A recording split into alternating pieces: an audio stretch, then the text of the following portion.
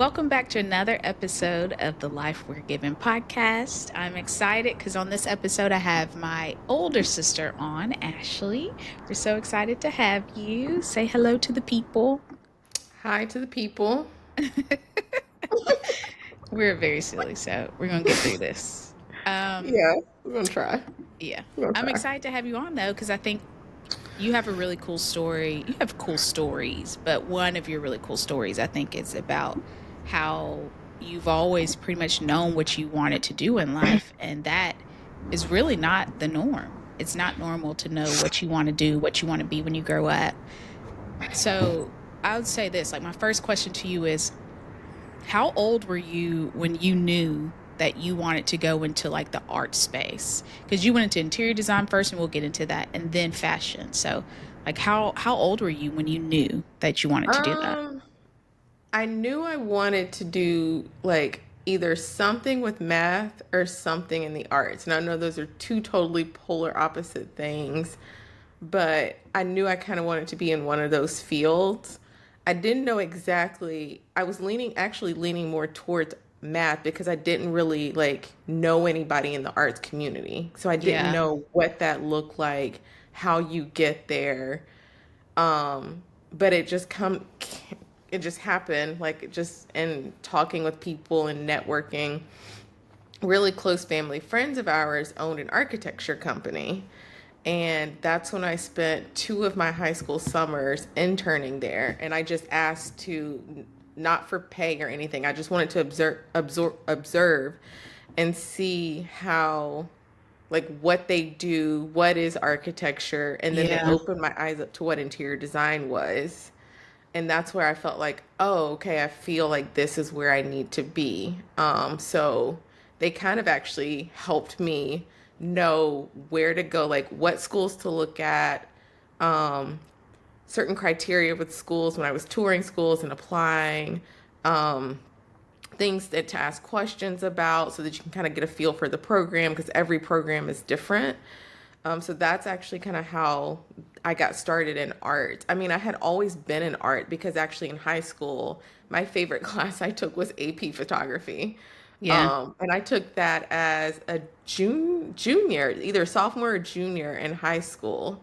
I think it was a junior, and it was one of my favorite classes. And I was like, oh my gosh, I could be a photographer for the rest of my life and be totally happy with this. Like, it was just so, like, it brought me so much joy.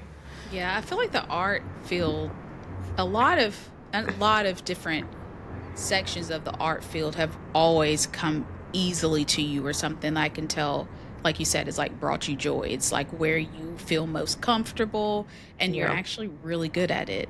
I Oh, can't draw thanks. worth a lick, but you've seen my drawings. They're horrible, but they're horrible. But like it comes so naturally to you.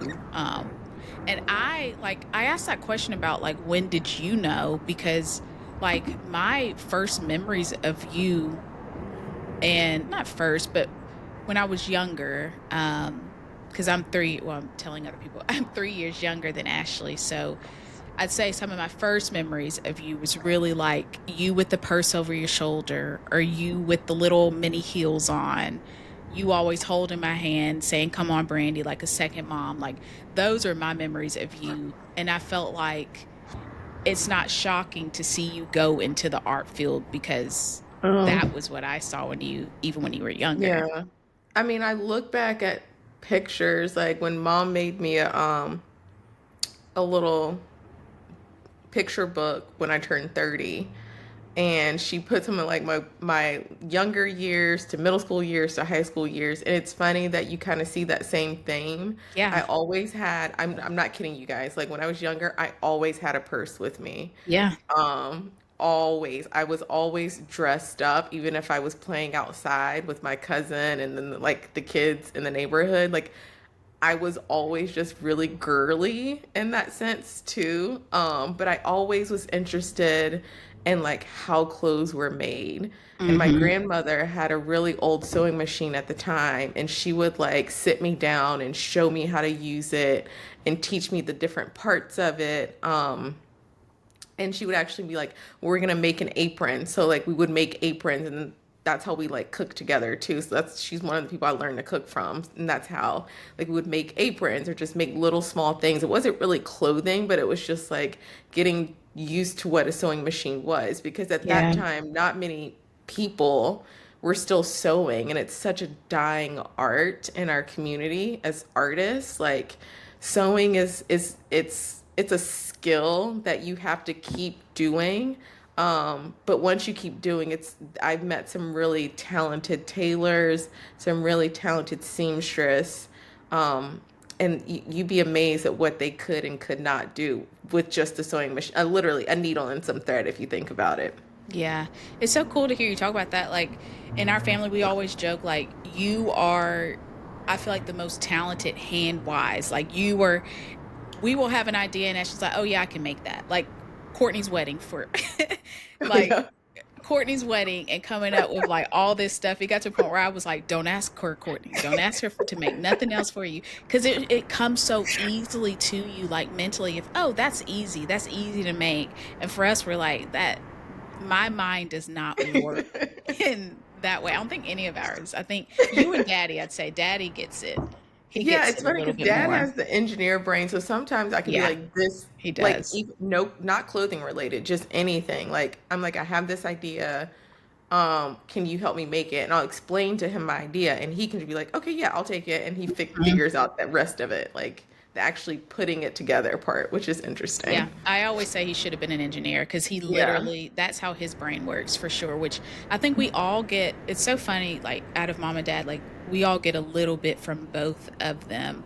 Courtney's most like mama, and as far Hmm. as like having the gift of gab, like that is their thing. They could And sell networking, they anybody are and good at really networking. at meeting people. Yeah, Yes, that's not my thing. yes. Courtney thinks she's a matchmaker. Like, yeah, Yeah. that Yes. that is Courtney and mama. Yeah. And I think you and Daddy and me, we're more of like trying to figure things out. But and just to put in perspective for people that are listening, like my mom and dad have always said, like when if we're planning a party, Ashley's doing all the work. She's the one like using her hands to get everything created. I am the what do The you call it? project The manager is what project mama manager. calls Oh, it. I can project manage you. Like I will, I tell everybody where to go. They don't even ask, and I'm like, I don't care. This is what you're gonna They do. don't ask at all. Nobody, nobody in the family asks, but I give them a. This is what you're. This is on your list. In my mind, this is what I have for you to do. And you don't get a yes or a no. You're just gonna do it. And then yeah, so I'm more like the organization project manager, like just remembering times and stuff of like, okay, we're almost at time. Like this is all we got to get done. And then Courtney is the one that comes in at the end, greeting everybody like she has done everything. Like seriously, out of the three of us, we all have She something can different, show which them is really around, cool. tell them about Yeah. everything like she's been Like, there. look at this. Yeah. Ashley made this, but I can tell you about it. Like that is the three of us. My Yeah. mom and dad always say that. Like, and that's really how we've planned parties. Seriously. My younger sister, which we'll have on the podcast, she had a baby a year ago, and our first nephew, SJ, and he turned a year old. So we went Oh yeah, just a we couple weeks went ago. thinking we're going to the party. You know, we No, no, no. thought, okay, yeah, we'll help her set everything up, but like this is gonna be easy, you know. Yeah. We get to the location with 2 hours to set everything up. Me and Ashley walk in and there's only a few Nothing. tables up and that's it. Nothing. Literally Nothing. nothing done. We had 2 hours. So And we were Ashley just goes like, in. Yeah, I think we stood there in silence for a minute because we were like, yeah, we have okay. 2 hours to get all And this it was like together. 80 to 100 people, including kids. Yeah, it It was was a big. lot. Yeah, it was pretty big. But I think we all like we don't even have to talk to each other and come up with a plan. We just all switch into gear. And Yeah. that's literally what happened. So Ashley did most of like making the stuff, Courtney had bought everything, but like Ashley put together the cake and make sure it looked good and found a place to sit it. And I'm like, okay, I'm looking at the time and I'm like, all right, we got an hour left. This is Putting we people to work. yeah, I put Daddy to work. He was so tired of me. He was so tired of me, but I He was was like, trying to sit down. he was. He was trying to sit down, and I was not letting him. I was like, we need your help. Like, we're an hour in now, and we still have to do this, this, and this. Like, we got Yes. things to get done. So we all just kind of switched into gear. And then, of course, Courtney comes in the end with her child and is, She's oh, like, this is yeah, great. you like I mean, granted, she did have a it's her. vision. Yes, she She had did a have vision. She she had did. a really good vision. It was really She did. cutely themed. She had it all planned out. As far Yeah. as executing it, she Yeah. We didn't were make like, that Courtney, we happen. need you to tell us where you want stuff to go. Yeah, She told us, I don't know. I don't know. She had everything. Literally. She bought everything. She had the color scheme. Like the cake was gorgeous. Like she bought everything and had it there. But as far as like putting it together day Yeah. of, She was like, I she didn't was think past done. this point. She's like, I was done after today. Yeah. So that literally is the three of us, which is funny. I feel like just clicking to gear. But as far as Ashley, she's more of like our artsy girl is what we call her. She's the creative one, the one that can use her hands.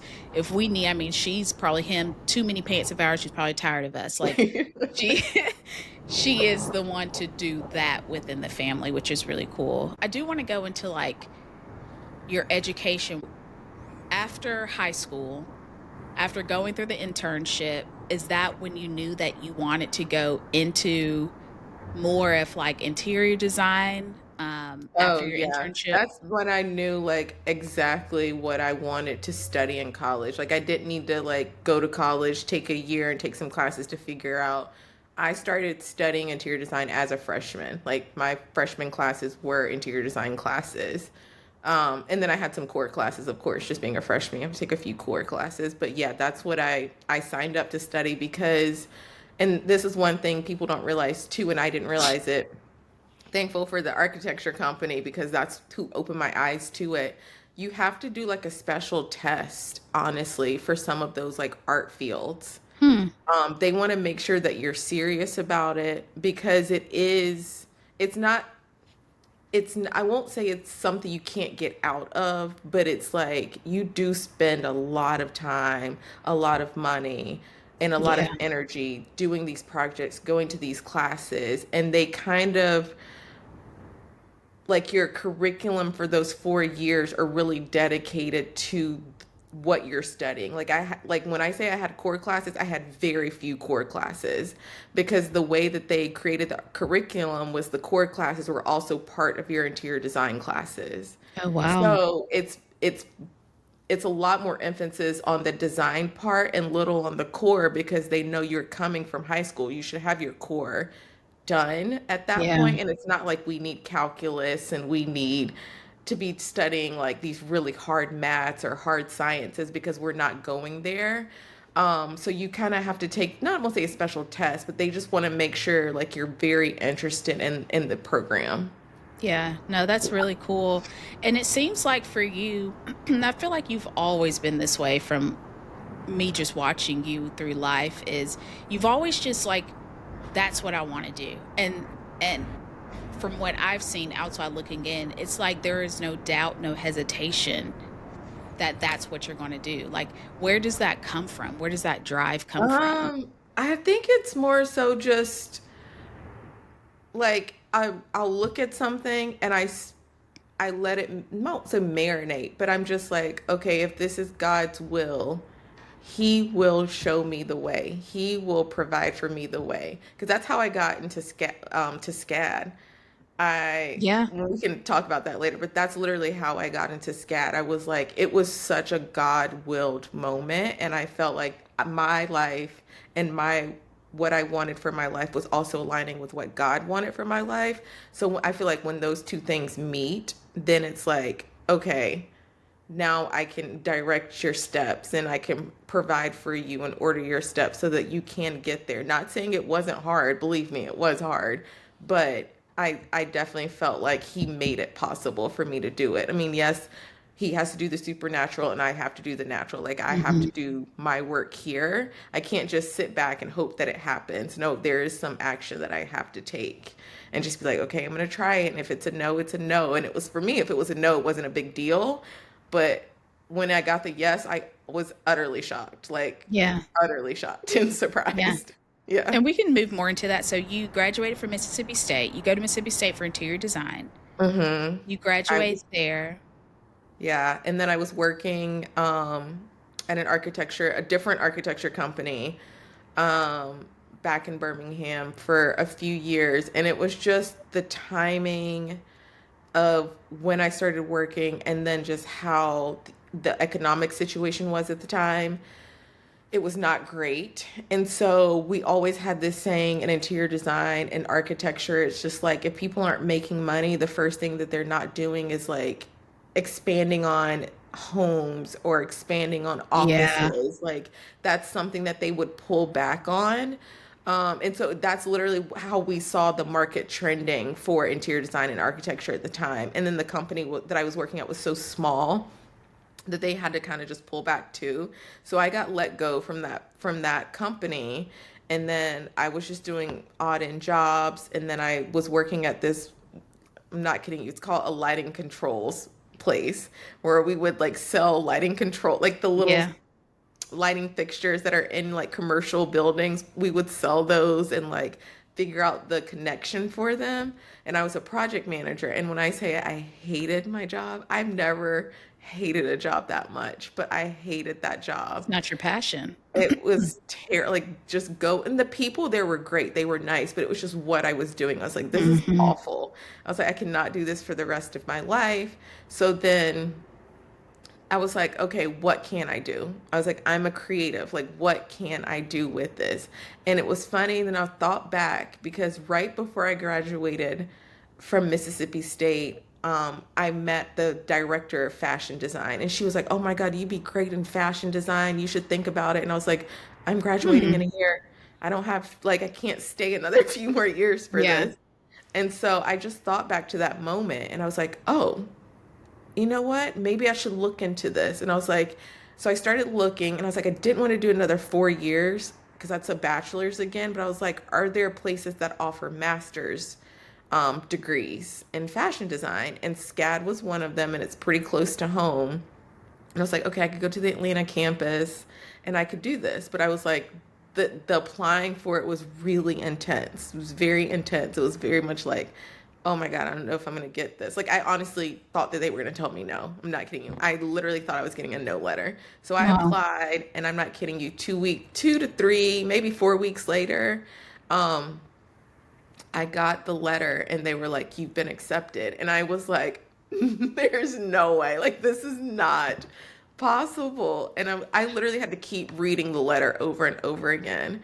And I had about 2 weeks to move and find an Yeah. apartment. We literally pulled my Trailblazer over with a U-Haul hitch on the back, as much furniture as we could fit in, pulled up to IKEA, got my bed, got like my TV stand, we got some other stuff, and then we pulled up to the apartment, unloaded, and I literally started SCAD about the next Monday or like a couple of days later, and I just walked in blindly and was like, okay, here we are. We're starting over, but here we are. And I actually met some really great people there. Yeah.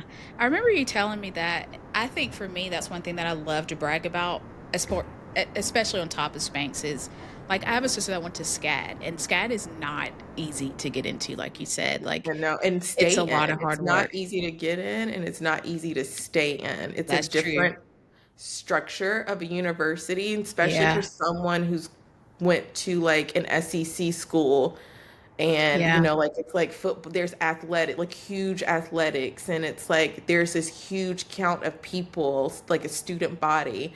At SCAD you're all creatives, so you Hmm. all are like, which is kind of nice though, that you're all like-minded, so you could like piggyback off each other or like pick each other's brains when you're working on something late at night in the studio, and you're like, Yep. oh my gosh, I don't know what to do. I don't know how to put this together or how to construct it or sketch it out, but this is my idea. But you have someone there who's going through the same things. And you can kind of just like, well, what about this? Or what about this? Or here, use, I have some extra ink or whatever that you can use. So that's nice too. Yeah, it's definitely structured differently. And I remember like all the late nights you've had at SCAD. Oh, yeah. and all of y'all collectively like up at 1 a.m. in the morning, like it's normal. Oh yeah. We would go and Like you get said, like it was hard Krispy to stay Kreme in.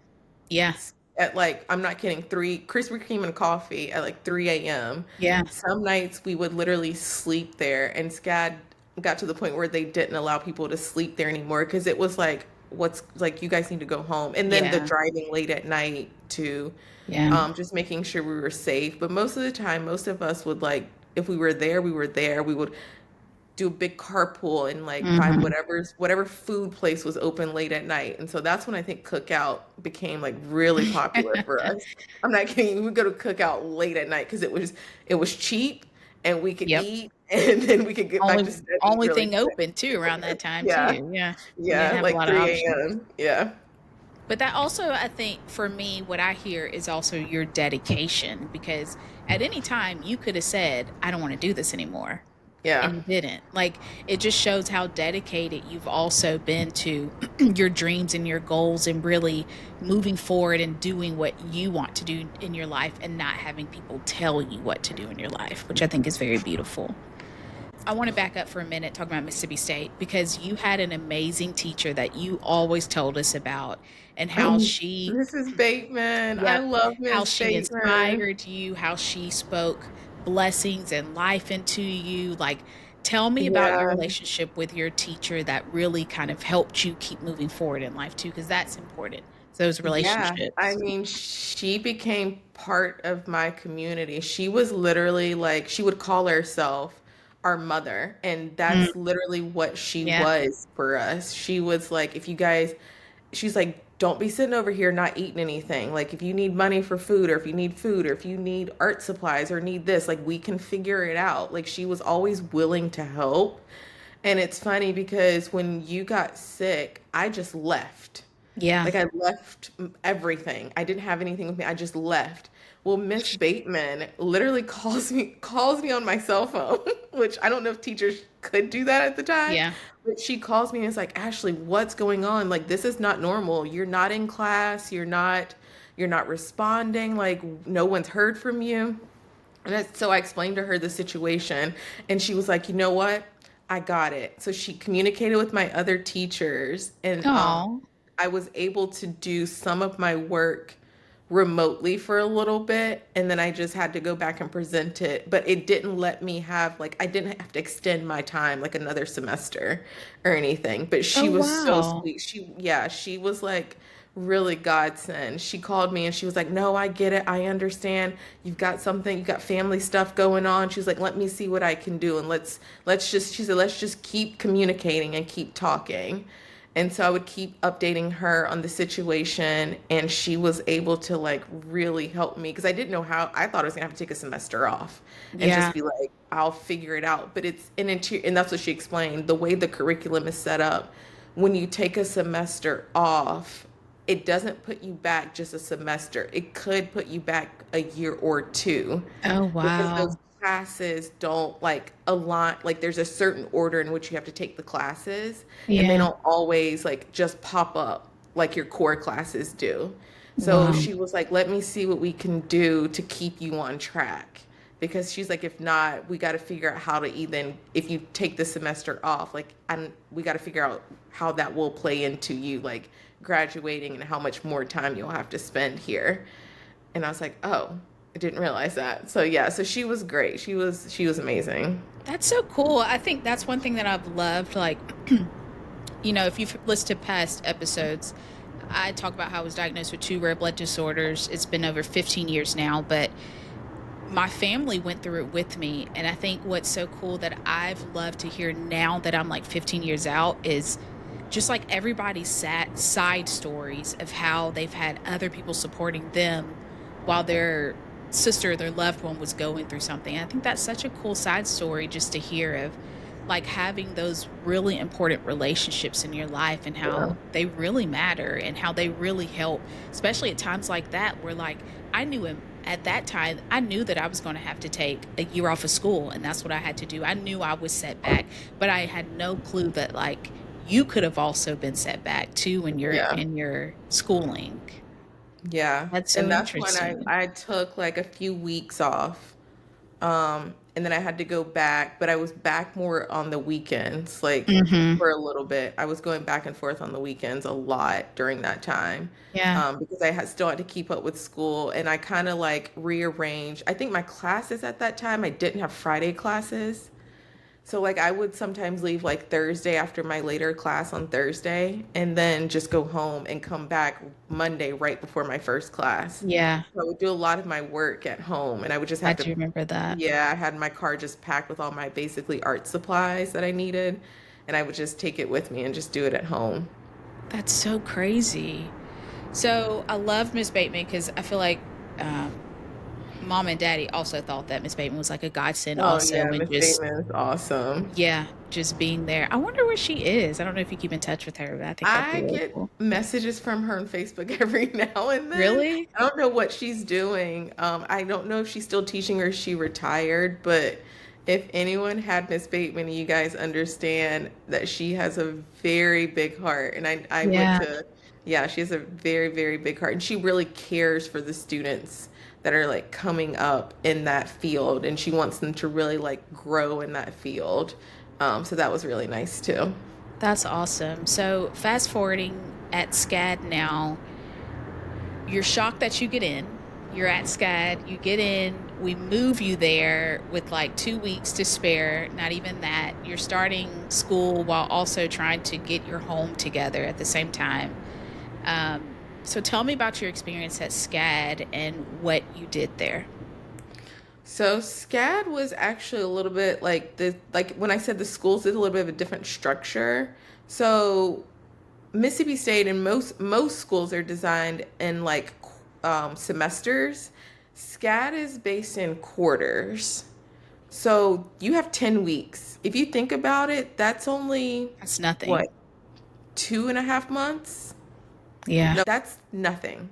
That's so in those 10 weeks, you probably have, I can't tell you like so many big projects and a few small projects that you have to complete in those 10 weeks for each class that you're taking. So if you're taking, I think for me, I think I started taking 3, which is a lot because of the 10-week structure. Mm, Um, and then I think I just took 3, and then one. There was one time I was like, "Oh, I can take 4." In that fourth class, I was like, "I never again, never yeah. again will I ever try 4," because I was like, 4 should be fine. Like 3 feels tight, like it feels uncomfortable, but 4, I was like, it should be okay. Like it's just one more class. No, no, no, no, no. I was like, I don't know what I was thinking, and I was like, that was the worst 10 weeks ever because it was Yeah. so much at one time. But yeah, it's based on quarters, not semesters. So it's a short amount of time, but you're trying to learn as much as you can learn from that class within that short amount of time. But you take everything from art history to like drawing and sketching classes to like studio classes where you work on construction, um, to like learning how to sketch on the computer using Illustrator and all those things. So it's like an array of classes depending on which quarter you're in. Yeah. And so when you leave, you graduate SCAD and you graduate with design. Am I correct? So I have a master's of science, or master's of arts in fashion design. Okay. I have a And then bachelor's of science in interior design. yes. And then after graduating, what did you want to do? Like what was on your mind? Where did you want to go next? Well, funny enough, I must be really good at like connecting with teachers because I had a really great teacher at SCAD, Miss Pat Troutman, and she was like connecting not just me but other students, connecting students with internships while they were at SCAD if she felt like Mm, that was something that they could handle. yeah. So she connected me with an internship for a local place, and I interned there. The internship turned into a full-time job, but I was also still a student. And so that's why I mean, like, SCAD is like, I got there, but like staying there, that was another thing. Like, oh my gosh, I could just leave. Like, I have a full-time job now. Mm, I'm like actually designing and working for a real company. Like, I can just leave. But I had made that promise to myself. And I was like, I can't say no to this dream because God gave me this dream and he made it Mhm. happen. So I was like, I felt like I would be like giving up on myself. And I was like, nope, it's a goal of mine. I'm going to complete my goal. I'm going to complete my dream of getting this degree. And so, yeah, it was hard. Like, I was working crazy hours. And there was like one semester where I had a class in the middle of the day.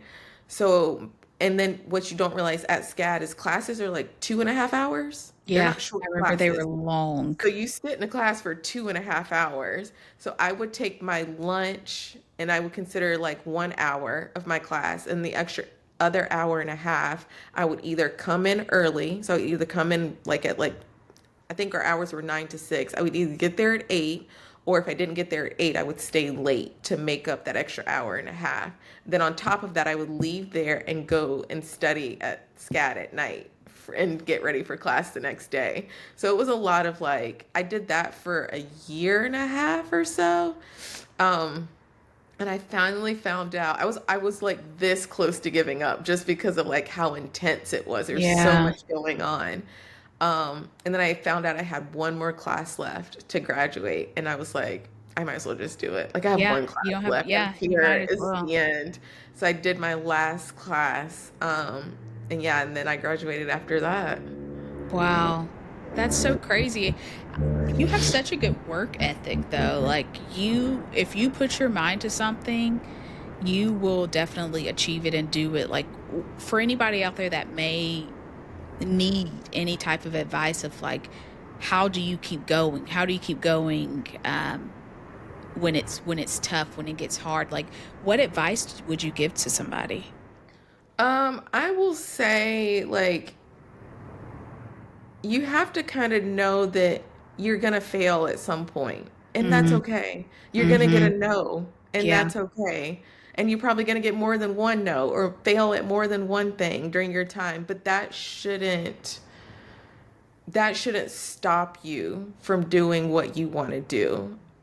If I let all the no's and I let all the failures get in the way, I would not be doing what I'm doing. Honestly, I can't even tell you what I would be doing but I'm just telling you, I would not be doing this or doing what I saw myself doing in life.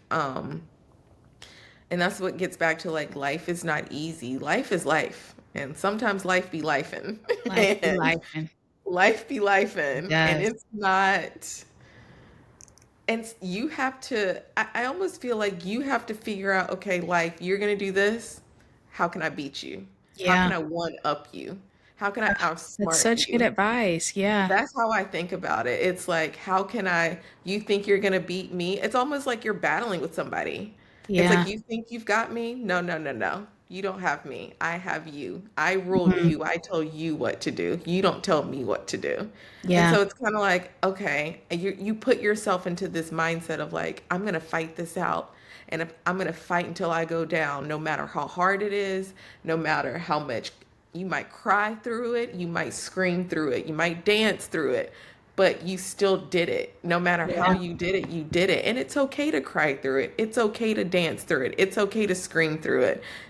Believe me, I've shed a lot of tears while I was literally sketching from exhaustion at 3 a.m. or 1 a.m. Gosh. Um, I even had to, I'll never forget one night I called my friend Kim. You know Kim. Mhm. I called her over because I was freaking out one night, and she came over. I'm not kidding you guys, and she stayed with me till like 1 o'clock in the morning Oh, and wow. kind of helped me because I was so exhausted. I was not thinking straight.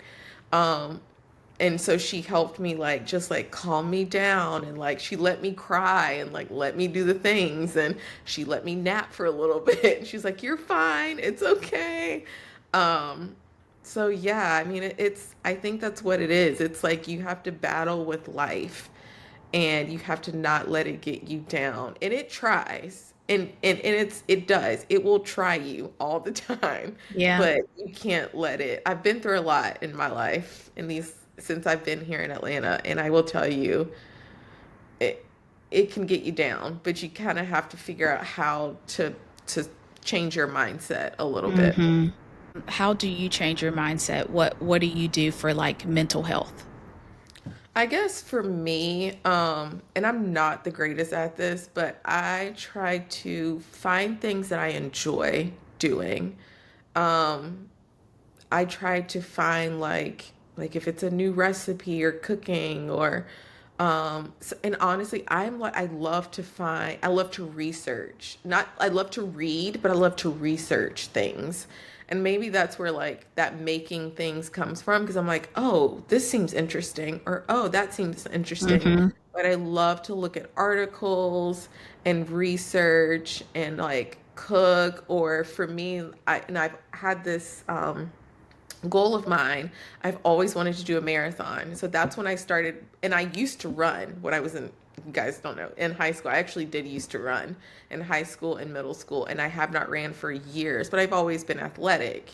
So I was like, I want to do a marathon. Like, what does that mean? How do you do that? So I started researching, started looking at marathon runners, started trying to figure out how they did it and like how can I do it and what does that mean for me because it's like I'm putting my mindset on something else that's not fashion related and it kind of gets my brain into just like a different mental space, which is nice. Like I Hmm. don't feel like I'm getting overwhelmed with that stuff and I can just take a break from it and focus on something else. Yeah, it's a fun hobby. It's something fun. And Yeah. you also exercise too, I think. And I think Yeah, that's I do. I great. exercise, so that Yeah. helps too. And honestly, like running is where I know people say like they literally that's like their meditation. And I know a lot of doctors out there and psychologists are like that's not calming your mind and your body. It's not, but for me, it works. It helps me just kind of like I'll put on music and I can just like zone away from everything for just Yeah. like 45 minutes, 30 minutes, 20 minutes, whatever the time is. It's just like you just take that time and you're not in a hurry and you're just there. You're present with yourself. Yeah, I think that's so healthy too, is to find something, like you said, outside of your realm of what you do every day, even when it's your passion, like fashion design. Like, I think it's just so important to have something else to do outside of that, um, that that challenges you in a different way or lets you use your mind less, where it's just fun. Like for me, Yeah. golfing, like that was one thing I took up, and I didn't know how much I would enjoy it, but I Yeah. really like golfing. Like, I love it a lot, and it's whenever I go out, like, to the driving range or on a course, I'm like, "I get why guys come out here Yeah. every morning. I Yeah. get it. It's so peaceful, it's so calming, it's very therapeutic." So, like, yeah, I think everybody should pick up a hobby, and that's a hobby I picked up, what, a year ago? I was Yeah. like, I'm just gonna take lessons and see where it goes. But unlike you, I feel like everybody should have a hobby or something that they may even not even look like they would do. You wouldn't even Yeah. think I would golf, but Oh yeah, that's how I got into horseback riding. yeah, yeah, same. Yeah, you did do Yeah, horseback riding. It's I just did like that. something nobody would ever think and guess No. about you that you do. No. Yeah, but it's so No, fun. it's It's like so one of my interesting therapeutic. facts. Yeah. Yeah, Yeah. I think that's so. Yeah, you've won like awards and stuff. Like Yeah, little I do was people actually know. pretty good in my Yeah. in my age division. I was placing like first and second. But and I did that before I moved here, and that's something I like started looking into more because I want to pick that back up because it's again, it's like something that I enjoy doing that's not focused on just life. It's like I can Yep. just go out to the arena and it's me and the horse and we're just making a connection and I'm kind of like I'm just figuring that part out. It's like taking the little steps and for me those are like those little steps. Mhm. But you started with piano. You I started did. piano was your first hobby, I felt I like you picked did. up because we always used to go to recitals. Recitals and I was the only adult. Yes, I people, loved I it was the though. only But I think adult. that's what should be so natural is even when you're older, you should be able to pick up a Yeah. hobby, do something fun, like do what you want to do. I remember seeing a girl, she used to work at a company that I worked at, but she picked up gymnastics and she was like the only adult there. And she was like, I'm going to learn gymnastics. But I think as adults, we do lose that sense of ourselves is picking up a hobby or doing Yeah. something just for fun because, like you said, life be life, and it Yeah. does. But I think Life, it's important to life be life. remember to do something like that to Yeah. keep you just like mentally sane. I think that's such good advice too. So after SCAD, you go and work. I'm telling your story for you. It's okay. Because I want to Go get to the ahead. exciting part No, of it go ahead. is where you work today, which we all love to brag about because everybody's eyes light up when you say, "Yeah, I my sister know. works at SCAD." It's just so cool. Okay, I'll let you finish. So if you'll tell us, like, I really want to This get to happens that all the part. time. All the time. Welcome I people to really our want to get world. to that part. It's such a good story. So I'll let you tell it. Okay, so after SCAD, you graduate. Now you're fully in this role at this Yeah. company. How long do you work there? And talk to us a little bit about the hurdles that you go through there. Oh, oh my God. I worked there for almost 7.5 to 8 years, somewhere in there. Um, and it was good. It was just like, honestly, it was like you're starting a job for the first time. And we all know what that feels like. Mm-hmm. It's scary. You kind of don't know what you like signed yourself up for, but you're excited and you're trying to learn the people and you're trying to Yep. learn all the work that goes into it.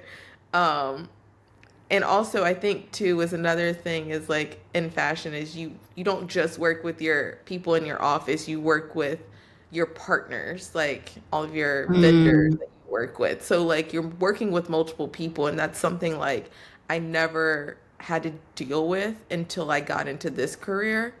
Um, so navigating that and just making sure that like the information you're sending back and forth and the way you're communicating is efficient enough so that things can stay on track or on schedule, but also that it resembles the intent that you desired for it to resemble, and that it speaks to the customer, and you want her to like feel as much joy and happiness as you feel about it. yeah. Because honestly, us designers, we put our creatives, we put our soul, our life, and we put our into whatever we're doing. It could be a painting, it could be a photograph, it could be clothing, it could be anything like in the creative space, architecture. Like we do put our best foot forward, and we hope that that's like received from the customer on that side too, because we want her to enjoy it. Because sometimes we're like, oh, this looks great, we're so excited, and Yeah. we hope that she like really feels the same way about it too. So, yeah. Yeah, that's pretty cool. It sounds like you kind of leave a little piece of your heart in everything you do art wise. The next job after that I Yeah. started working at was Spanx. Mm-hmm. Um, and again, it was like, oh my gosh, different company, different people. Yep. How's this? But I felt a little bit more at ease because I felt like I knew from the previous job kind of like the day to day of like how things worked. Mm-hmm. But it was just like figuring out the teams and all the people on the teams, and who does what and what do they do exactly.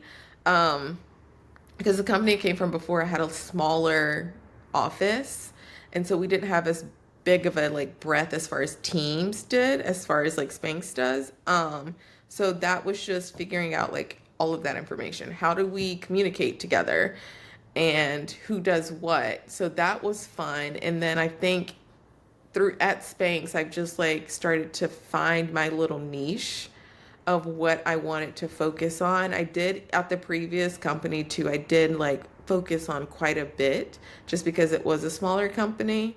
But at Spanx, I did finally find like my niche of like what I will be focusing on.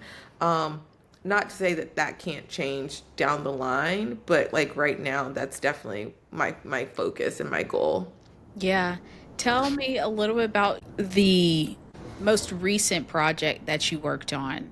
Our most recent project was the denim launch. We just relaunched all of our denim oh yeah, this fall, so 2025. And it was a great project to work on because I've worked in denim before, but not at this breadth. And so we were able to give something to our customer that we felt like she was asking for.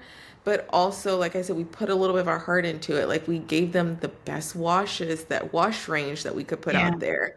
We gave them some great silhouettes that we also feel like, but it also still has that Spanx magic.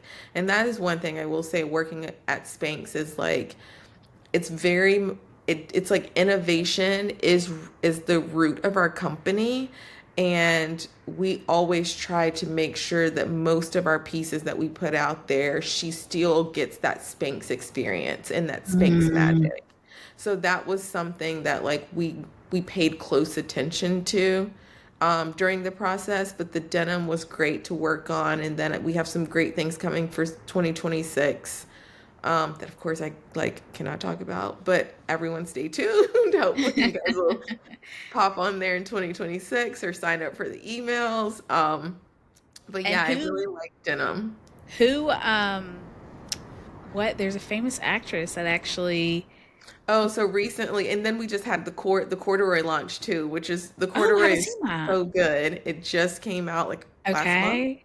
The corduroy Okay, I need launch to just look at came that. out, and then the campaign starred Tracy Ellis Ross, which is Yes. one of my icons, And and if you she don't know her, looked go look her up. Yeah, she is yes. amazing. Her She's mom is Diana amazing. Ross. Yeah. Yes, she looks so good in the cord Mhm. pants.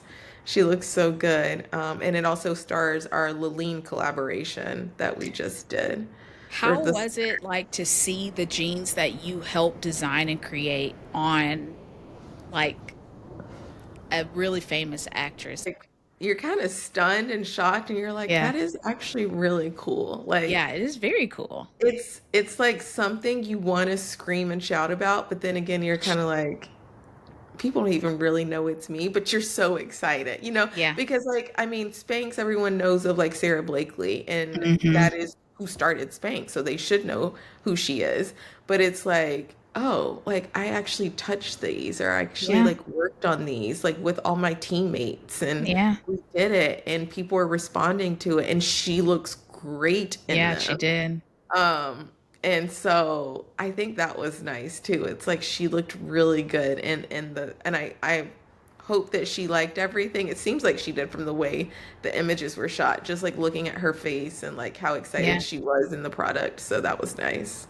That's so awesome because I mean, it goes back to what you said. Like, you leave a little bit of your heart. Like, you really put your everything into these designs and these pieces, and you hope people like them.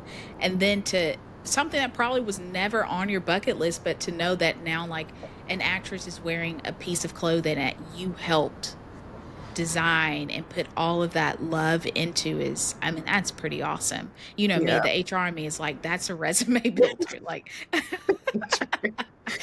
I am HR Brandy at times. HR But Brandy. for real, being for real, that is totally a resume builder. It's something that I would put on my resume as like a fun fact. Like, Tracy Ellis Ross wore jeans that I helped design. I think that's so Yeah. cool. One thing I know we talked about before getting on the podcast was imposter syndrome. And I want to ask you this question of, have you ever experienced imposter syndrome? But I do want to give the definition of imposter syndrome. So, for anybody out there that may not know what the definition of imposter syndrome is, I looked it up on Google. So this is Google. Google Imposter AI. syndrome is a psychological phenomenon characterized by persistent self doubt, feelings of inadequacy, and a fear of being exposed as a fraud despite evidence of success. So it's when you feel like you are an imposter, you feel like I am a fraud and everybody thinks I'm doing this well, but I I'm not doing this well. I don't feel like I'm doing this well, even though there's evidence of success of you doing it well. So I pose the question to you, Ashley, is first, have you ever dealt with imposter syndrome? Yeah, we were talking about this before, and I honestly didn't really know the definition of imposter syndrome, but I was looking when we were talking about it, we were looking this up, and some of the symptoms that just kind of I feel like I relate to, it's like hypercritical of oneself, or fear of being discovered I think fear of being discovered as incompetent or just like attributing success to external factors like luck. and you're just like, oh, I got that because I'm lucky. Like, that's just because we're lucky or whatever. Like, you don't Mhm. attribute it to anything. You don't Yeah. attribute it to your hard work or anything that you're doing. So I think that can happen, and as artists, you're very critical of your work. Yeah. You're so critical of your work. Because when I started out in photography, I would always be like, man, I could have shot that so much better. Or is there a way I could fix it with my camera? And that was before I had a digital camera. I used to shoot with, and I still have this old camera, a 35 millimeter camera. So what you shot is what you shot. There is Yeah. no changing it, there's no photoshopping, nothing. Um, I mean, but I think it's like, how do you overcome imposter syndrome? Mhm. It's really, really hard. And I'm not saying I know all the answers to it, but it can be really hard. You have to sometimes just like walk away. Like sometimes I just have to like walk away or not look at whatever I'm working on for a little bit and come back to it, or just like let it sit and let it fester and not come back to it. Or if I'm working on a painting or something, just like if I feel like I'm not doing great at it and I'm like, oh, this sucks, then I just leave it there. And sometimes I come back and I'm like, oh, it's not that bad. I think it's just learning how to be not so critical of yourself. And I think, again, that goes back to finding those hobbies and things that you enjoy that kind of Mhm. just quiets your mind and gets you out of that like critical headspace. Because it's so easy to do. And I think, as we've said before, the world will beat you up. And so, like, when Mhm. you've got that going on, it's also really hard to kind of not so much get on the bandwagon, but it's also easy to kind of just be like, oh, well, if that's what they think of me, Yeah. then how should I, like, I can't prove them any different. Like if that's what they think of me, if that's what the world thinks of me, then I will never be as great as I think I am gonna be. And you just kind of have to let it be. I mean, let people are going to be people and they're going to judge, but you can't judge yourself, because when you start judging yourself, then you will never ever keep going. You always set yourself back. Yeah, it sounds like also what you're saying is not accepting the things, because life is hard, and life deals us some cards that we never probably ever imagined that we would go through, but not accepting those things and taking them on, but learning how to grow from them, and maybe just be a testimony for others also. That's very true. The other day I was thinking back to like us in high school, and I was thinking back to people in high school, and how, you know, in high school you're like, this is going to be like, life is going to be a breeze. You're thinking like, Yeah. it's Oh not yeah. going to be that hard. Like Yeah. everybody talks about, I don't know why we think that way. Yeah. It's the Yeah. immaturity, that is for sure. But Oh yeah. I feel like, you know, as you get older and then you start going back to reunions and different events with people from high school, and you're like, wow, like I understand, like we're all trying. We're really Yeah. all trying to succeed and get there. And it Yeah. is harder than I thought it was when I was It's 16, 17 so years much old. harder. And Yeah. you go to those things and you all kind of talk about like what you're doing, and Yep. and don't get me wrong, everyone has a story. Everyone has something going Yeah. on in their life. Everyone has something that they might never ever be able to share or have the courage to share. And that's Yeah. okay. You don't always Hmm. have to tell your story or have to do just because this person is doing it or you see it being done in the world so much Yep. doesn't mean it's for you. But you have to realize that like we're all struggling and just trying Yeah. to make it and trying to do what we see ourselves doing, or just do what makes us happy. And so sometimes you kind of just have to let that be and just Yeah. let that be okay. Yeah, and when you go back to those things of like seeing people that you went to high school with, and you're like, I understand. You become more, I feel like you just have more grace and more understanding for people and different Yeah. situations, and you see other people mature too, because they're like, oh, I get it. Like, Yeah. 16-year-old me did not understand it, but now No. I get it. I No. understand life and what my parents have gone through, and seeing adults at that time go through things and struggle and, try and make it in life. So Yeah, it definitely gives you a different outlook on life, but a better appreciation for life and really just surviving life and making it through. Because we all have goals and dreams or things we all want Yeah. to do, but it is harder to really make those come true than what I thought it was going to be at Oh yeah. 16 years Yeah. old. 16-year-old me, if I look back, I'm just like, I was living this dream that I thought I was gonna be a gymnast, y'all. Like, I'm not What? kidding you. I thought I What? was I never yeah. knew. That's why I Wait, kept staying in what? gymnastics. I was I in yes, I did not know this. I wanted to be a I wanted to be a gymnast. I don't know why I wanted to be a gymnast. I was just That is I so guess because I was random. just fascinated. So I never random. saw that for Again, you. not for me. And that's okay.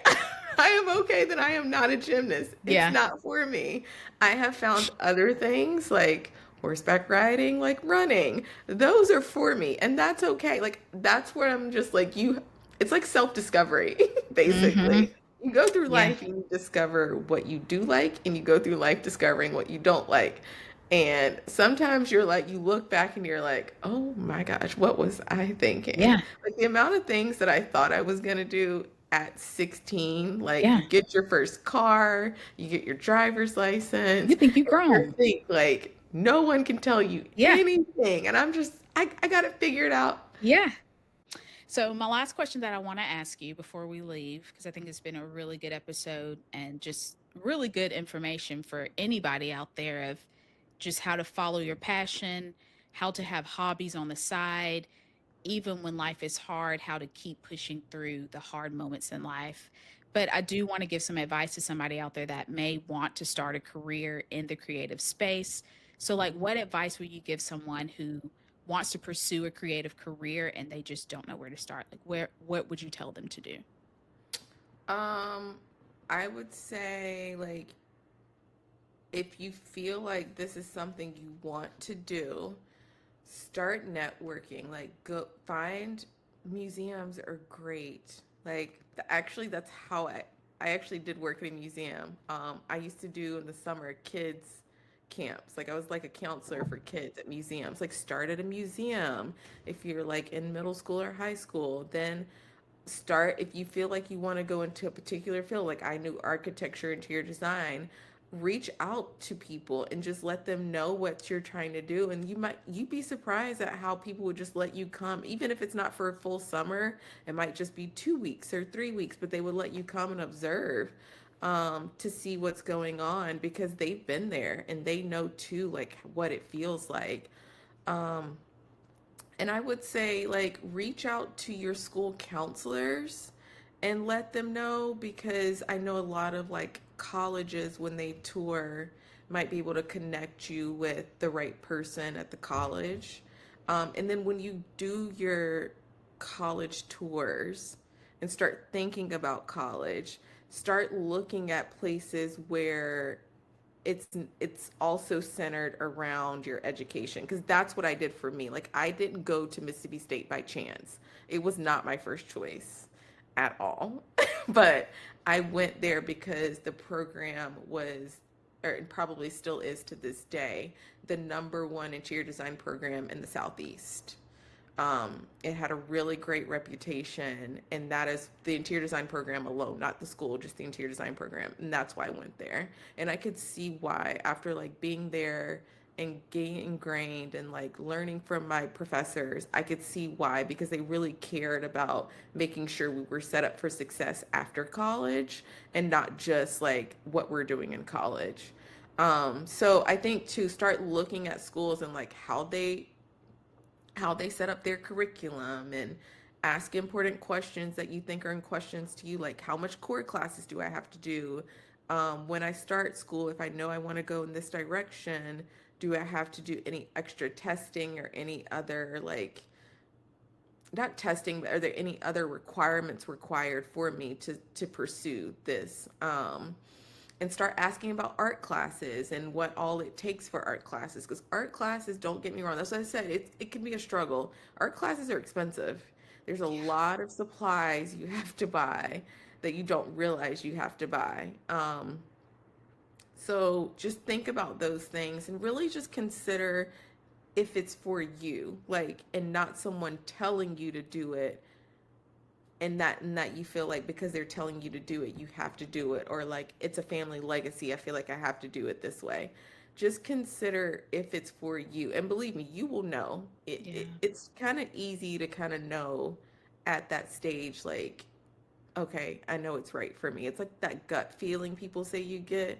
That's what it is. And I think if you know that, then the rest of it just kind of flows easily because it's like you start researching. Like I said, I did a lot of research. Like I started making the dots connect.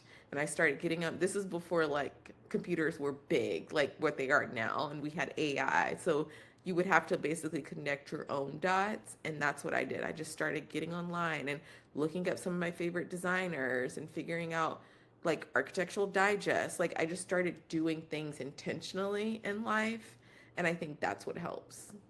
Oh, such good advice. Thank you so much. I think this is a really great episode. I'm also going to put in the show notes where people can find you. I'm going to put your Instagram if you're good with that. If people Fun. have any more questions, because I feel like you've just been in this art world for so long and you have so many good tips and advice and things you can help people coach and navigate them through, this journey as well. So, yeah, if you don't mind, I'm definitely going to do that and put that in the show Yeah. notes for Yeah, you can everybody. always reach out, always shoot me a message. Awesome. Well, thank you again, Ash. You're welcome. All right. Talk to y'all later. Bye. Bye, people.